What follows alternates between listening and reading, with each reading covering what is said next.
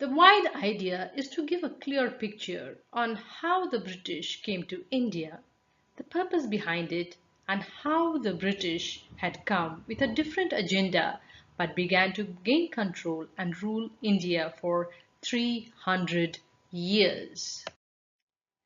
Well, it all began with Vasco da Gama of Portugal. Here he is Vasco da Gama.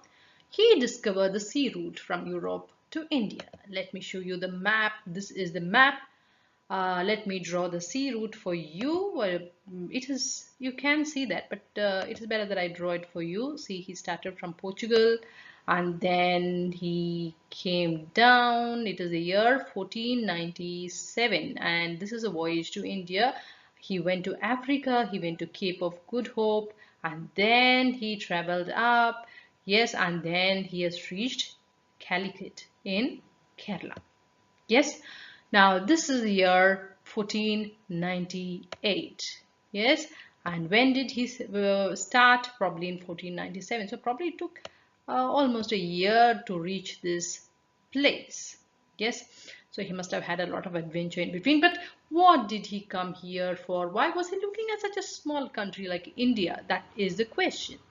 Well, he took back a lot of gold, pearls, spices, silk, and many luxury items and sold for 60 times the cost of his voyage.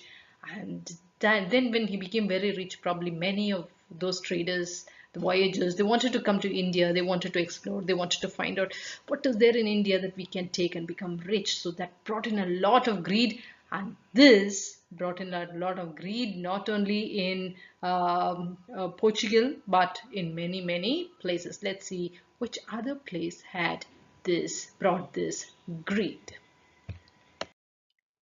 So Vasco da Gama came to India in 1498. We take it as 1500. Now we jump on to the story to 1600. So 100 years had passed. Many traders, many voyagers had come to India to explore, to find out what they can get from India, because there were a lot of things the Europeans had not seen before, and India was something like a treasure trove. So now this is the beginning of the story when the many trading companies wanted to trade with India. This is how English East India Company was given a royal charter, that is a written grant that you can see there. This was a written grant.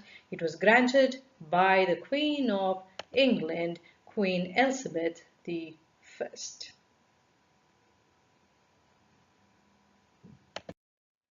I had mentioned that the traders came in for a lot of things. India was a treasure trove. So what is that items that were in demand? There was a great demand for Indian spices, for indigo, that was the color that the royals just loved, and the smooth silk and the lovely cotton that grows in our country. It is for this that these people were uh, traveling all the way to India. Read this. It says, in 1615, Mughal Emperor Jahangir allowed English East India Company to set up their first trading post in Surat. Well, the charter was given. Do you remember the Queen had given the charter in the year 1600 and the first trading post was set in 1615. That means to say there was a 15 years gap and the English East India Company was doing their trade for about 15 years, and now it was obvious they were just waiting for an opportunity, and here is the opportunity that they had. It is Emperor Jahangir, not knowing the dangers behind it, giving permission to the English East India Company to set their first trading post in Surat. Now look at this. In 1615, it was Jahangir who had given them the permission to set up their first trading post in Surat. And look at this text. What does it say? It says by 1623, they set up their trading posts in Surat, Broj, Ahmedabad, and Agra. Now look at this map. all that which is given in green, that is the Muslim dynasty. You can see Lahore, Delhi, Agra. Now, where is the Surat, Broch, Ahmedabad, and Agra? Now, I will show you that it is this area. Yes, it is this area. So, where they had their trading posts. Now, what is left out, you can see in that map, it is only from here, that here, and many parts here. Yes, this is Bengal. Yes, this place was not, they had not set their foot in. Let's see what happens next, how they are able to conquer those places, how they are able to set their foot into those places. Let's see that. Remember, the British were not the only ones who had come to plunder India. There were many people who had come. Remember, Vasco da Gama had come in the year 1498, that's 1500. I told you for 100 years, many voyages, many traders had come to India. So many had set their foot in, like French, Dutch, Portuguese. They were all here to loot. And so there was a lot of battles fought between them.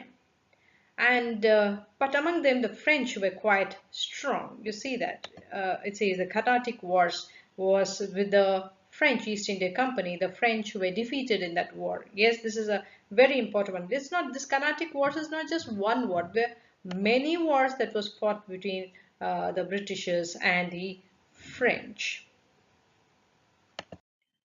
So with the death of the Mughal king Aurangzeb, the Mughal kingdom began to weaken.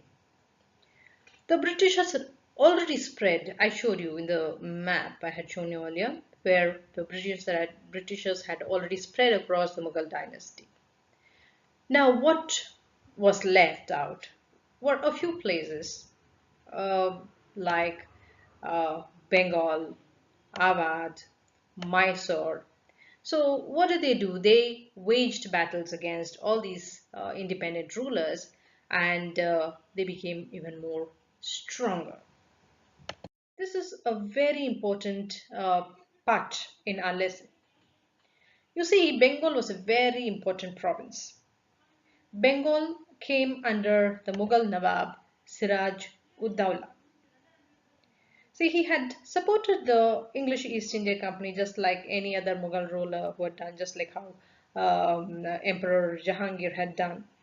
But as a sudden turn of events, he asked the English to leave Calcutta. Now it is called Kolkata, right? So, but they did not like it, and they wanted to teach him a lesson.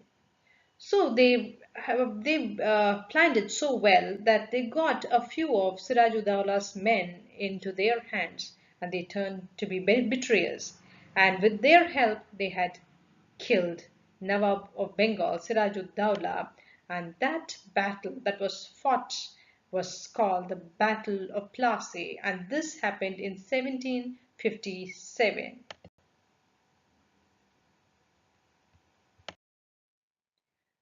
But the Battle of Plassey was just the beginning. The English were more interested in Bengal. It is because Bengal was one of the biggest province. Look at that map. Today what we call as West Bengal, Orissa, Assam, Bihar, and then we have Bangladesh. All this put together was this Bengal. So it was one of the biggest province, and if the British had this under their control, then they would grow to be very, very strong. So you must have understood why Bengal saw two battles. Yes, and it is very important in the history of independence. Yes. Now you see that it is the Nawab of Bengal, uh, Mir Kazim. He is Mir Kazim, and he was not alone this time. Yes, Nawab of Bengal, Mir Kazim, was supported by Nawab of Awadh, Shuja ud Dawla, and Mughal Emperor Shah Alam II. And in 1764, they went for a war with the British, and that was called the Battle of Buxar of 1764. This is a very important battle. However, they had come together to fight against the British, but they were defeated. That is okay, but it is a very, very important war. Now the English grew stronger day by day because they had the biggest province under their control. They had their Mughal dynasty. They had set up their stations everywhere. They had the trading posts everywhere. So now what was left out is small kingdoms. So that's nothing to worry about. So now the kings who were ruling small kingdoms, they were really not ready to fight the English because they knew that they will not win, but they will lose. So they became their allies. Yes, they said, okay, we will listen to whatever you say, just leave us alone. And you see what is given there in the text. It says, powerful East India Company, they made alliance with some kings. Yes, of course, they became the alliance. The rest were forced to sign agreements. To do what? Why did they sign an agreement? They said, okay, now you got to take care of all our expenses, the company's expenses in India. And the king said, yes, we will do that. And then they said, it is not only that, we are going to bring in a lot of our army people and we're going to station them in your province. And you need to feed and take care of the British army stationed in their province. Yes, so the kings were trapped and they had to take care of their own enemies and they had to feed them and clothe them and they had to take care of them, and one day they're going to wage war against them if they go against the British. That was the story. Okay, now that the kings were trapped, they were made to take care of all the expenses the British had in their province. Okay, now what about the government servants? The government servants, when they work very hard, yes, they would like to be given a promotion, right? But here in the Englishman's rule, there was no promotion for an Indian. Yes. Now you can see in that picture, you see that Englishman sitting on the horse, and here there's a man, an Indian who's standing tall. But this man can never become a leader. Yes, he's going to remain the same, and the soldiers are going to remain the same. That is because they felt that the Indians were inferior. Yes, they were inferior. They did not deserve any promotion. And be it in the army, the police, or the judiciary, Indians always served at the lower posts. They were not given a promotion. So the educated people who were in the government service were really not very happy about this. It was sad that the kings were trapped, the educated people were not given a promotion, but what about the peasants? They were very poor peasants. Yes. Why? What happened to them? That is very, very, very important because that led to a big revolution in Indian independence. Because they were forced to grow crops required by the British. You know that the British loved the color indigo. They wanted cotton. Yes, they want spice. They want silk. So these peasants were forced to grow crops required only by the British. So they had no say in this. And they would pay them a fixed price, whatever the British thought it was good enough for that. So the farmers never made a profit. They were always under loss. Now, it is not only that.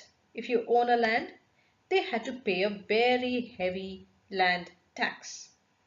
Okay, my crops have failed. How will I pay a tax? Yes, there's no such stories here. They were forced to pay heavy tax even when the crops failed. And when there was famine, there was no rain, there were no crops, there's nothing there was starvation, there was famine, and many people were dying. The British did not help in times of famine and just let them die. So all this angered the Indians, right from the kings to the educated class to the peasants. So all these put together anger the people, right? So there was a lot of unrest everywhere. There was a lot of revolts here, there, everywhere. Now, here are some prominent people. This is Nana Sahib. Yes, he's the Maratha chief. He's Tantia Tope. He's a loyal soldier of Nana Sahib. Now this is Begum Azrat Mahal, wife of Nawab of Ahmad. We have Rani Lakshmi Bai, the ruler of Jhansi. There are big stories about her.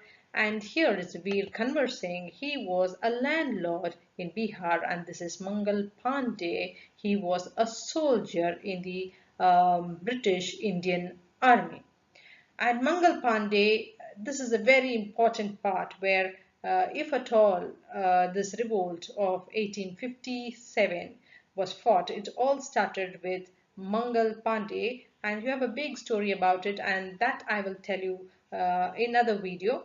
But for now, you need to remember it is Nana Sahib, Tantia Tope, Begum Hazrat Mahal, Rani Lakshmi Bai, Veer Kanwar Singh, and Mangal Pandey. They were not the only ones, there were many others, but they were a few prominent ones during this revolt of 1857. But this revolt failed. Let's see why. The revolt shocked the English East India Company. Even though they managed to cut out the fire just at the right time, they knew that they cannot survive another revolt. They knew that they had lost the support of the rulers, the government servants, and the peasants. Now is a time for the direct rule. Now, because of this 1857 revolt, even though they had defeated the Indians, East India Company rule came to an end. Yes, it says the leaders of 1857 revolt were defeated by the British Army. English East India Company rule came to an end. Okay, now it has come to an end. Will that go into the Indians' hand? No, it did not. It came under the direct rule of Queen Victoria, who became the Empress of India.